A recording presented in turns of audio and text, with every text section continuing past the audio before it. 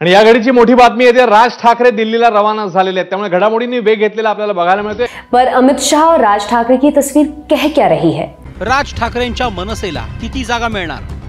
अब सवाल यह है कि अगर राज ठाकरे का जनाधार नहीं है तो फिर बीजेपी उन्हें एनडीए में क्यों ले रही है?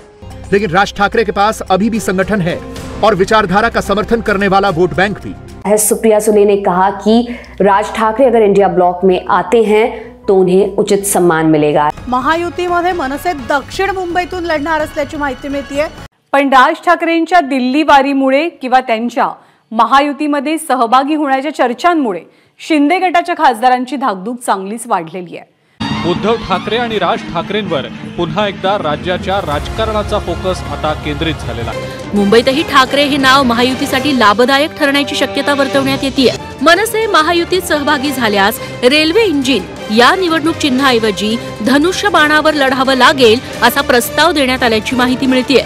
निवडणूक आयोगानं शिवसेना शिंदेंच्या हातात दिली, आता हीच शिवसेना राज ठाकरेंना सोबत घेऊन त्यांच्याच हाती देण्याचा प्रस्ताव ठेवण्यात आल्याची माहिती आहे। राज्यामध्ये घडलेल्या वेगवान राजकीय घडामोडींमुळे सगळी समीकरणच बदललेली आहेत।